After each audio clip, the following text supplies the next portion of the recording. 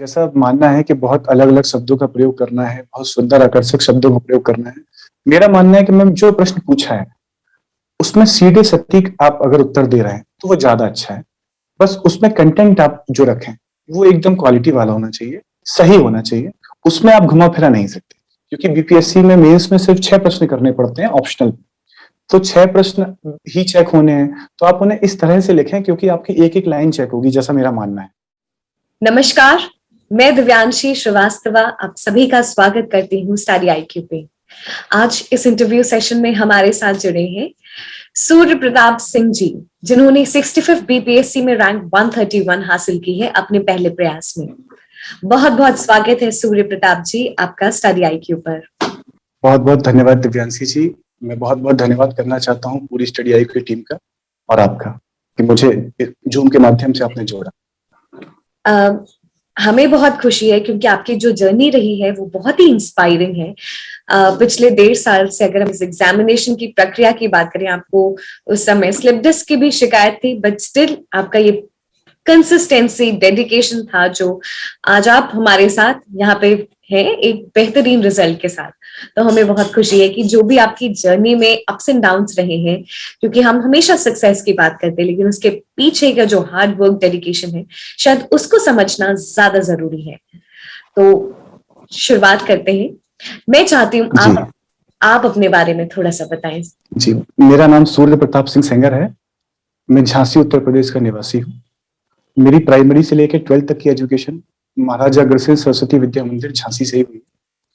Then मैंने 2016 में बुंदेलखंड विश्वविद्यालय झांसी से बीकॉम ऑनर्स किया ग्रेजुएशन के तौर पर। उसी दौरान ग्रेजुएशन के टाइम मेरा हिंदी उपन्यास पढ़ने में काफी मेरा रुचि जागृत हुई और मैं लगातार अभी भी उसको फॉलो कर रहा हूँ। मैं हिंदी उपन्यास पढ़ता हूँ। उस वजह से मैंने पोस्ट ग्रेजुएशन अपना हिंदी विषय में किया। मैंने एमए हिंदी किया 2018 में और उसी को मैंने अपना फिर विषय बनाया। बीपीएससी में भी मेरा ऑप्शनल विषय भी हिंदी है। मैंने उसी को अपना माध्यम भी रखा हिंदी बीपीएससी की परीक्षा के दौरान। और मैंने 2019 में जून और दिसंबर में यूजीसी नेट की परीक्षा भी हिंदी विषय। सूर्य जी, अगर मैं जानना चाहूँ कि बीकॉम ऑनर्स से मास्टर्स इन हिंदी लिटरेचर, उसके बाद फिर बीपीएससी भी लिखना हिंदी ही माध्यम में और हिंदी लिटरेचर कोई ऑप्शनल रखना, ये पूरी जर्नी बहुत ही इंटरेस्टिंग सुनने में तो लग रही है, बट किस तरीके से ट्रांजिशन हुआ? दिव्यांशी जी, मैं आपको बताना चाहूंगा कि हिंदी विषय बहुत ही रुचिकर है, बहुत अच्छा विषय है। अगर जिसको भी हिंदी पढ़ने में इंटरेस्ट है, कई लोग हिंदी पढ़ने से डरते हैं, लेकिन मैं दावे के साथ कह सकता हूं अगर हिंदी को समझ के पढ़ा जाए, इधर अगर हम उसके व्याकरण वाले पार्ट को देखें या लिटरेचर वाले पार्ट को देखें, बहुत ही सुंदर, बहुत ही अच्छा विषय है। तो जब मैं ग्रेजुएशन कर रहा था बुंदेलखंड विश्वविद्यालय झांसी से बीकॉम ऑनर्स के दौरान, उसी दौरान मुझे समकालीन उपन्यास जो आजकल लिखे जा रहे हैं, जो नवोदित लेखक लिख रहे हैं, उसको पढ़ के मुझे बड़ा हिंदी विषय में रुचि जागृत हुई और मैंने कहा क्यों ना इसी फील्ड में आगे अध्ययन किया जाए। तो उसलिए फिर मैंने एमए हिंदी किया और उसके बाद मैंने इस तरह से, जैसा आपको भी बताया, उसी माध्यम में पेपर दिया। अगर मैं जानना चाहूँ कि सिविल सर्विसेज की तरफ क्या रुझान था, कैसे रुझान आया? सिविल सर्विसेज के प्रति रुझान जो है मेरा, वो लगभग क्लास 12 से ही मेरा मन था कि मुझे यूपीएससी की या सिविल सर्विस की तैयारी करना है। तभी मैं ग्रेजुएशन के बाद 2017 में दिल्ली आकर यहाँ पर मैं तैयारी कर रहा था यूपीएससी की।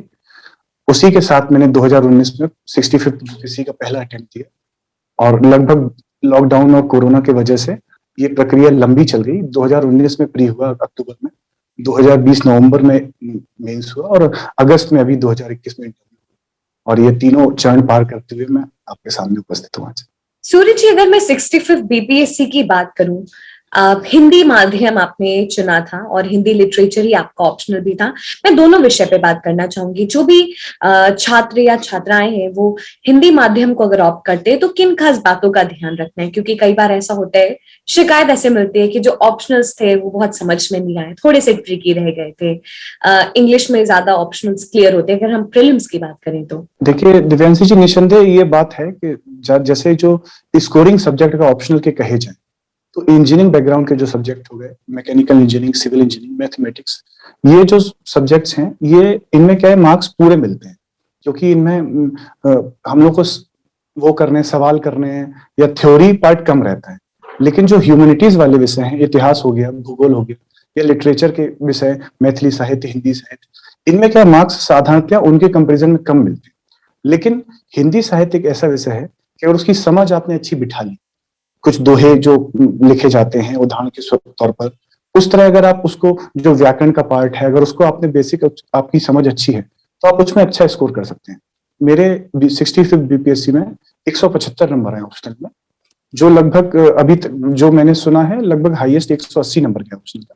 तो मेरे 175 मार्क्स है। तो मैंने जिस तरह से ऑप्शनल की तैयारी की, तो मैंने छोटे छोटे नोट्स बनाकर अलग अलग कवियों के बारे में, जो जो रचनाएं, सीधी बात है, हमको स्टिक टू सिलेबस रहना है। अगर हम सिलेबस के अनुसार तैयारी कर रहे हैं तो आसानी से कर सकते हैं। रही बात माध्यम की, तो जैसा आपने कहा कि हिंदी माध्यम से लोगों को डर लगता है कि इससे सिलेक्शन रेट कम है, टॉपर्स तो इंग्लिश माध्यम के होते हैं। सामान्यतः हम भी ऐसा देखते हैं। मैं भी जब सिलेक्ट नहीं हुआ था तो मुझे भी ये पूर्वाग्रह मेरे दिमाग में था, लेकिन माध्यम से बहुत फर्क नहीं पड़ता है। अगर आप क्वालिटी कंटेंट किसी भी माध्यम में लिखें, इधर आप उर्दू में लिखें, हिंदी में लिखें, इंग्लिश में लिखें, तो आपको मार्क्स मिलेंगे। अब मैं थोड़ा विस्तृत में इसको चर्चा करना चाहूंगी। जो हिंदी माध्यम ऑप्शनल लेने के लिए सोच रहे हैं या फिर जिन्होंने ले रखा है, किस तरीके से एक स्ट्रैटेजी वाइज उनको अपनी प्लानिंग करनी है और हिंदी ऑप्शनल को तैयार करना है? सबसे पहले तो हमें हिंदी ऑप्शनल का सिलेबस देखना है, जो 2 पार्ट में डिवाइडेड। उसमें एक गद्य वाला पार्ट है सामान्यतः, और एक पद्य वाला पार्ट है। पद्य अर्थात जो काव्य जनित रचनाएं हैं, उस तरह से। तो हमको जैसे यूपीएससी का सिलेबस और बीपीएससी के सिलेबस में थोड़ा सा अंतर है। यूपीएससी, हम लोग यूपीएससी के सिलेबस से थोड़ा अलग है यहाँ की तैयारी। तो कभी भी कोई भी एग्जाम हो, और बीपीएससी का एग्जाम तो बिल्कुल स्टिक टू सिलेबस अगर हम रहेंगे तो इसको आसानी से क्लियर कर सकते हैं। तो हिंदी का अगर हम सिलेबस देखें तो उसमें जो जो कवि लगे हुए हैं सिलेबस में, जो रचनाएं लगी हुई हैं, जो कविता और कहानियां उपन्यास लगे हुए हैं, और व्याकरण से जो सिलेबस लगा हुआ है, उसको सबसे पहले हम बिल्कुल सिलेबस पढ़ें, समझ लें। और मेरा मानना है कि 10 से 15 साल पुराने प्रीवियस ईयर पेपर जो मैंने किया था, कि 10 से 15 साल प्रीवियस ईयर पेपर जो पिछले रहे उनको मैंने उनका अध्ययन किया, तो मैंने पाया कि हर वर्ष नहीं तो हर तीसरे वर्ष और चौथे वर्ष वही क्वेश्चन, नहीं तो उस टॉपिक से संबंधित क्वेश्चन रिपीट हो रहे हैं। तो मैंने एक समझ बिठा ली कि ये कम से कम 25 से 30 टॉपिक ऐसे हैं जो हर दूसरे, तीसरे, नहीं तो चौथे वर्ष रिपीट हो रहे हैं। तो मैंने जो मोस्ट इंपॉर्टेंट टॉपिक इनको ही समझा और खुद एक अपना मॉडल पेपर तैयार किया कि इनसे क्वेश्चन आएंगे। उनकी मैंने शॉर्ट नोट्स तैयार किए सिनॉप्सिस के तौर पर। जैसे कबीरदास जी, सूरदास जी, तुलसीदास जी, ये 3 ऐसे कवि हैं ये हिंदी साहित्य के, कि इनके बिना हिंदी साहित्य अधूरा है, खासतौर से काव्य वाला जो पार्ट है। तो मैंने इन तीनों पर एक विस्तृत नोट्स बना लिया, इनकी क्या विशेषताएं रही, इनके उदाहरण, इनकी व्यंग्य क्षमताएं क्या थी, उस तरह से। और जो उपन्यास के जो मुख्य पात्र रहे, जिनके चरित्र चित्रण पूछे जाते हैं, जैसे व्याकरण वाला पार्ट हो गया, हिंदी की व्याकरणिक संरचना के बारे में प्रश्न आते हैं, हिंदी का विकास आता है, राष्ट्रभाषा और राज्यभाषा हिंदी में अंतर कैसे संबंधित आते हैं, खड़ी बोली ब्रजभाषा में अंतर या उससे संबंधित प्रश्न आते हैं। तो ये जो प्रमुख टॉपिक थे, इनके मैंने पॉइंट वाइज नोट्स बना लिए और उसको ही मैंने फॉलो किया। ये मेरी स्ट्रेटेजी रही हिंदी विषय की। ये तो हमने बात कर ली कि कितना जरूरी है प्रीवियस ईयर्स के जो पेपर्स है उनको एनालाइज करना। आपने खुद की ही एक मॉडल क्वेश्चन पेपर बना लिया था, जो कुछ प्रोबेबल टॉपिक्स हैं, हर साल रिपीट होते हैं। अब मैं जानना चाहूंगी कि कितने रिसोर्सेज और क्या क्या रिसोर्सेज हमें रेफर करना है अगर हम ऑप्शनल को सिलेबस से स्टिक करते हैं तो? मैम, मैं बताना चाहूंगा, मैंने हिंदी साहित्य ऑप्शनल के लिए जो सामान्यतः क्या है, हिंदी साहित्य ऑप्शनल में प्रीवियस ईयर पेपर जो है, जो बुक आता है, वो मुझे नहीं मिल रहा था। मिल रहा था तो 47th बीपीएससी या उससे पिछले पेपर मिल रहे थे। तो कहीं मैं ऑनलाइन व्हाट्सएप ग्रुप के माध्यम से जुड़ा हुआ था। उन्होंने हिंदी माध्यम के जो तैयारी करवा रहे थे, उन्होंने कुछ पिछले सालों के पेपर्स भेजे, तो कुछ मैंने उनको देखा। और एक स्नेह पयोधर करके राइटर हैं, उनके प्रीवियस ईयर पेपर्स की बुकलेट्स आती है, वो मैंने खरीदी प्रीवियस ईयर पेपर के लिए। और सब्जेक्ट के सिलेबस के लिए, हिंदी के लिए, मैंने दृष्टि पब्लिकेशंस के जो नोट्स थे हिंदी के ऑप्शनल के, मैंने उनको पढ़ा। और उनमें से, क्योंकि वो यूपीएससी के सिलेबस के अकॉर्डिंग बनाते हैं अपना जो सोर्सेस हैं उनके, तो मैंने उनमें से जो बीपीएससी के सिलेबस में जो चीजें, जो कविताएं, जो संकलन लगे हुए हैं, उनको छांट कर पढ़ा और उनसे नोट्स बना कर दिए। सूर्य प्रताप जी, आपने एमए किया हिंदी में। जो भी एस्पिरेंट अगर वो हिंदी ऑप्शनल लेना चाहते हैं और उनका कोई बैकग्राउंड नहीं रहा है, इंटरेस्ट रहा है बट डिग्री नहीं रही है जिससे और ज्यादा डीपर अंडरस्टैंडिंग हो, तो does it makes any difference? नहीं, ऐसा मैम बिल्कुल नहीं है। कोई भी हिंदी ऐसा विषय है कि अगर मेरा भी बैकग्राउंड हिंदी का नहीं था, मैंने भी ग्रेजुएशन बीकॉम ऑनर्स किया है, मैं एमए हिंदी ना भी करता, अगर मैं इसके सिलेबस को ध्यान से पढ़ता और तैयारी एक सिलेबस के अनुसार तरीके से करता तो मैं उसको पा लेता। मैंने एमए हिंदी रुचि के लिए किया है। मैं ऐसा किसी को सजेस्ट नहीं करूंगा कि अगर हिंदी ऑप्शनल लेना है तो आपको उसमें मास्टर्स या अंडर ग्रेजुएशन करना पड़ेगा, ऐसा कोई आवश्यक नहीं। और जब हम आंसर राइटिंग की बात करते हैं तो ये बहुत जरूरी है, क्योंकि हम इंफॉर्मेशन तो अक्वायर कर लेते हैं, लेकिन बहुत जरूरी है हम किस तरीके से अपने आंसर्स को लिखते हैं। और जब अगर हिंदी की बात करें तो आपको और भी थोड़ा और स्पेसिफिक अपने शब्दों का चयन बहुत अच्छे से करना चाहिए। तो मैं चाहती हूँ इस पे आप थोड़ा सा बताएं। मैम, आंसर राइटिंग के दौरान मैंने आपको जैसा बताया कि मुझे थोड़ा सा फिजिकली चैलेंजेस थे मेरे साथ, तो मैं बहुत ज्यादा आंसर राइटिंग नहीं कर पाया, लेकिन मैंने बहुत सारे उत्तर पढ़े जो लोग ग्रुप में डालते थे या अलग अलग कोचिंग्स के जो विद्यार्थी थे और जो टेस्ट सीरीज में परफॉर्म कर रहे थे उनके मैंने उत्तर पढ़े। उसके हिसाब से मैंने उनकी परफॉर्मेंस देखी कि लोग किस तरह से उत्तर लिख रहे हैं। तो हिंदी साहित्य में मैंने सामान्यतः जो पाया कि लोग paragraph wise information put up कर रहे हैं एग्जाम में, लेकिन जिस तरह से मैंने एग्जाम में लिखा या जिस तरह से मैंने तैयारी की, मैं बताना चाहूंगा हिंदी में भी हम साइंटिफिक तरीके से आंसर लिख सकते हैं। मैंने पाई चार्ट बना के अलग अलग तरह से गोले और तीर के माध्यम से हिंदी जैसे ह्यूमैनिटी के सब्जेक्ट में भी उत्तर लिखे हैं, और ये बहुत लाभकारी रहा मेरे लिए। मैंने पेज भरने के बजाय क्वालिटी कंटेंट देने की कोशिश की है। यहाँ पर बिहार पीसीएस में 36 पेज की कॉपी होती है, मैंने मुश्किल से 28 से 30 पेज में अपने पूरा पेपर कंप्लीट किया, लेकिन मैंने उसको ही अच्छे तरीके से, क्योंकि जब 65th बीपीएससी का मेंस था उसके एक हफ्ते पहले एक नोटिस आया था बीपीएससी की तरफ से कि आप कोई हाइलाइटर, कलरफुल पेन या बहुत ज्यादा अंडरलाइन इस तरह से आप यूज नहीं कर सकते, आपको सिर्फ एक ही पेन से लिखना है। तो बहुत ज्यादा कुछ कुछ प्रश्न उत्तर को आकर्षक बनाने के तरीके पहले ही उन्होंने खत्म कर दिए कि लगभग सबका उत्तर बहुत डिफरेंस ना हो उत्तरों में। तो मैंने उस हिसाब से पाई चार्ट बना के सबसे पहले एक प्रस्तावना, कोई भी उत्तर लिखने से पहले चाहे वो जीएस में हो चाहे ऑप्शनल में, हमेशा प्रस्तावना में उस प्रश्न के बारे में बताना जो पूछा गया है, किसी कवि के बारे में पूछा गया है, हिंदी की व्याकरणिक संरचना के बारे में पूछा गया है, राष्ट्रभाषा के बारे में पूछा गया है, तो मैंने पहले उसकी प्रस्तावना, उसके बारे में पूरी जानकारी लिखी। फिर मेन कंटेंट आता है हमारा बीच वाला पार्ट, उसमें जो प्रश्न पूछा गया है, तो जैसे हिंदी की विकास यात्रा पूछी तो मैंने हिंदी की विकास यात्रा जिस तरह से रही, अलग अलग कवियों की उनमें क्या योगदान रहा, साहित्यकारों का क्या योगदान रहा, समितियों का क्या योगदान रहा, सरकार का, संविधान का, उस तरह से मैं उसको आगे बढ़ता गया। और हर उत्तर में मैंने एक निष्कर्ष 4 से 5 लाइन का जरूर लिया, क्योंकि प्रस्तावना और निष्कर्ष दो ऐसे पार्ट हैं कि हमें हर उत्तर में लिखने ही है, यही स्कोरिंग बनाते हैं। इस तरह से मैंने मैम उत्तर लिखा। जो भी प्रश्न में आपसे पूछा गया है उसको आप किस तरीके से प्रेजेंट करें वो बहुत जरूरी है, लेकिन अपने आंसर को सबसे अलग कैसे बनाना है, क्योंकि जो भी एस्पिरेंट्स हिंदी ऑप्शनल लेते हैं उनको सभी को ये रहता है कि बहुत अच्छी फ्लारी लैंग्वेज यूज करनी है, बहुत अच्छे शब्दों का चुनाव करना है, तो इसमें अपने आप को कैसे अलग बनाएं?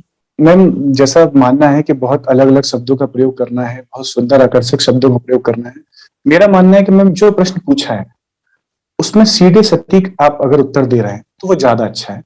बस उसमें कंटेंट आप जो रखें वो एकदम क्वालिटी वाला होना चाहिए, सही होना चाहिए, उसमें आप घुमा फिरा नहीं सकते, क्योंकि बीपीएससी में मेंस में सिर्फ 6 प्रश्न करने पड़ते हैं ऑप्शनल, तो 6 प्रश्न ही चेक होने हैं, तो आप उन्हें इस तरह से लिखें क्योंकि आपकी एक एक लाइन चेक होगी, जैसा मेरा मानना है। तो उस तरह से लिखें कि आप उसमें कोई ऐसी फर्जी बात नहीं लिख दे जो नहीं कही गई, या कोई किसी कवि का, मैं तुलसीदास जी का रेफरेंस दे रहा हूं और गलत कबीरदास जी का दोहा लिख दूं, तो ये बात नहीं चलेगी। इसलिए मैंने जो मुख्य कवि हैं जिनके प्रश्न पूछे जाते रहे उनके अलग अलग, जैसे तुलसीदास जी की नारी चेतना से संबंधित, तुलसीदास जी के समन्वय से संबंधित, राम भक्ति कृष्ण भक्ति के समन्वय से संबंधित जो भी अलग अलग जैसे टॉपिक हैं, उनके मैंने एक एक दो दोहे पहले से याद कर रखे थे, लिख लिख कर याद कर रखे थे, तो वो मेरे जहन में बसे हुए थे। तो जैसे ही मैंने प्रश्न देखा तो मुझे तुरंत क्लिक किया कि ये वाला मैं उसमें उदाहरण लिख सकता हूँ। तो उदाहरण के माध्यम से बिल्कुल जो प्रश्न पूछा गया अगर आप वो उत्तर लिखेंगे अच्छे साफ शब्दों में तो अच्छे अंक पाएंगे। अगर मैं जेएस की भी बात करूं और हिंदी ऑप्शनल, अभी आपने हिंदी ऑप्शनल के लिए बताया कि जो आप ट्रेंड देख रहे थे पैराग्राफ्स में आंसर लिखते थे, जेएस में भी क्या पैराग्राफ में आंसर्स लिखते थे या फिर पॉइंट्स में लिखते थे? जैसा मैंने मैम लिखा है, मैंने जीएस में काफी पाई चार्ट का प्रयोग किया है। जैसे पूछा गया कि संथाल विद्रोह या 1857 के विद्रोह के परिणाम और कारण बताएं, तो मैंने सबसे पहले 1857 का विद्रोह क्या था, कब हुआ, कहां से शुरू हुआ, कौन कौन नेतृत्व करता थे, प्रस्तावना में 4-5 लाइन में इस पार्ट को दर्शा दिया। अब उसमें पूछा गया कारण एवं परिणाम, तो मैंने सीधे कारणों पर आते हुए, कई लोग क्या करते हैं मैम, सीधे कारण लिखना शुरू कर देते हैं। आपको हर प्रश्न की एक प्रस्तावना, जो उसकी बेसिक इन्फॉर्मेशन है, जरूर देनी है। वो एक प्रभाव क्रिएट करता है आपके उत्तर में कि आप इस विषय के बारे में आपकी समझ अच्छी है। उसके बाद मैंने कारण, तो मैंने हेडिंग लिखी 1857 विद्रोह के कारण। फिर मैंने उनको मैम अलग अलग कई तीरों के माध्यम से उन कारणों को दर्शा दिया। फिर मैंने एक एक पॉइंट वाइज उन कारणों की व्याख्या कर दी। इसी तरह मैंने परिणाम, मैंने एक गोला बना दिया मैम पाई चार्ट के तौर पर, उस पर परिणाम लिख दिया, अलग अलग तीर के माध्यम से 5-6 उसके परिणाम लिख दिए, फिर एक एक पॉइंट वाइज उनकी व्याख्या कर दी, फिर एक एक निष्कर्ष लिखते हुए मैंने उत्तर कंप्लीट किया। सूर्य प्रताप जी, आपने बहुत ही डिटेल में बताया कि किस तरीके से हिंदी ऑप्शनल अगर आप ले रहे हैं तो कैसे तैयारी करनी है, आंसर्स कैसे लिखने हैं। हमें बहुत इंपॉर्टेंट एक और विषय है करंट अफेयर्स। हमेशा लोग कंफ्यूज रहते हैं किस तरीके से आपने करंट अफेयर्स अपने कंप्लीट किए थे, क्योंकि हम जब इंग्लिश माध्यम में बात करते हैं तो लोग हमेशा द हिंदू, इंडियन एक्सप्रेस की बात करते हैं। जो हिंदी विषय के स्टूडेंट्स हैं उनको कौन से अखबार पढ़ने चाहिए? मैम मेरा मानना है कि हिंदी माध्यम में मैंने जैसे तैयारी की करंट अफेयर्स के लिए, तो करंट अफेयर्स जो है मैम प्री मेंस इंटरव्यू तीनों चरणों में बहुत इंपॉर्टेंट पार्ट है और बहुत अच्छा खासा रोल निभाता है। और ये विषय ऐसा है कि बराबर लगातार बदलता रहता है, तो हमें इसको अपडेटेड से रहना पड़ता है। तो मैंने मैम करंट अफेयर्स के लिए दैनिक जागरण का राष्ट्रीय संस्करण मैंने न्यूज़पेपर पढ़ा, और आर्टिकल उसके मेंस के लिए मैंने उसके अलग अलग आर्टिकल, और मैंने बिहार से संदर्भ में जानकारी के लिए मैंने पटना का हिंदुस्तान ऑनलाइन में टेलीग्राम के माध्यम से उसका पीडीएफ डाउनलोड करके उस अखबार को पढ़ लिया करता था। ये तो हमने बात कर ली किस तरीके से प्रीलिम्स मेंस की तैयारी करनी है। मैं इंटरव्यू की बात करना चाहती हूँ। आपका ये पहला अटेम्प्ट था और आपने पहले ही अटेम्प्ट में इसको सक्सेसफुली कंप्लीट भी किया, तो किस तरीके से इंटरव्यू की तैयारी करनी है? आपको one of the highest marks मिले हैं, 90 मार्क्स मिले हैं। मैम इंटरव्यू के दौरान इंटरव्यू की जो तैयारी है, इंटरव्यू का कोई मैम सिलेबस तो है नहीं, वो आपके व्यक्तित्व का, आपकी पर्सनैलिटी देखते हैं और आपका करंट अफेयर्स का, बिहार के संदर्भ में क्या नॉलेज है, आपका बैठने का तरीका, उठने का तरीका, आपका बॉडी लैंग्वेज, उससे संबंधित आपसे प्रश्न पूछे जाते हैं। और वो एक आपके पर्सनैलिटी जज करने के लिए, जैसे कि इंटरव्यू का नाम ही है पर्सनैलिटी टेस्ट। तो मैम इंटरव्यू के दौरान जैसा कि आपने बताया, मुझे 90 मार्क्स मिले, जो अभी तक सर्वाधिक मैंने, मतलब जितनी मार्कशीट देखी है सर्वाधिक है। 5-6 लोगों को ही, 422 लोगों में से 5-6 लोगों को ही 90 मार्क्स मिले। तो मैम इंटरव्यू की तैयारी के दौरान मैंने करंट अफेयर्स पर फोकस किया। मैं आप दर्शकों को बताना चाहता हूँ, स्टडी आईक्यू के माध्यम से मैंने करंट अफेयर्स तैयार किया। अलग अलग जो वीडियोस आपके चैनल के माध्यम से डाले जाते हैं, मैंने प्रीलिम्स के टाइम भी, मेंस के टाइम भी स्टडी आईक्यू का सहारा लिया। और मैंने न्यूज़पेपर को मैंने फॉलो किया करंट अफेयर्स के लिए।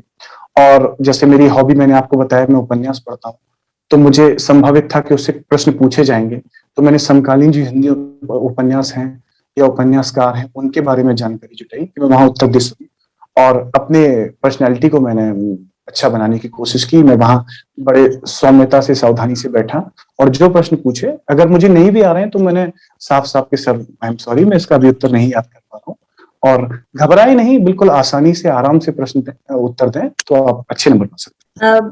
सूर्य प्रताप जी, भी आपने मेंशन किया स्टडी आईक्यू का रोल, किस तरीके से स्टडी आईक्यू आपके जर्नी में साथ रहा है? मैम स्टडी आईक्यू का रोल मेरी जर्नी में बहुत ही फायदेमंद रहा। प्री से लेकर इंटरव्यू तक की तैयारी के दौरान स्टडी आईक्यू ने बहुत बड़ी भूमिका निभाई मेरे चयन में। और जो प्रीलिम्स फैक्ट्स होते हैं या प्रीलिम्स की जो क्लासेस स्टडी आईक्यू के माध्यम से आती हैं, जो छोटे छोटे आप शॉर्ट वीडियोस बनाते हैं करंट अफेयर्स के, उन्होंने बहुत मेमोरी के में योगदान दिया। और स्टडी आईक्यू के माध्यम से मैंने आईआर की तैयारी की, जो मेंस का एक GS1 में बहुत बड़ा रोल निभाता है, साथ ही साथ इंटरव्यू में भी। तो इन करंट अफेयर्स, आईआर, इस तरह के सब्जेक्ट्स की बेसिक समझ के लिए मुझे स्टडी आईक्यू ने बहुत बड़ी भूमिका निभाई मेरे चयन। और मैं बहुत बहुत धन्यवाद करना चाहूंगा पूरी study IQ team. We are very glad Surya ji कि हम आपकी इस जर्नी में कुछ कंट्रीब्यूट कर सके। Thank you so much for joining us. बहुत ही अलग अलग विषयों पे हमने बात की, और बहुत जरूरी हिंदी ऑप्शनल और हिंदी को किस तरीके से माध्यम बना के एग्जामिनेशन देना है। एक बार फिर धन्यवाद हमारे साथ जुड़ने के लिए, और आपको ढेर सारी शुभकामनाएं।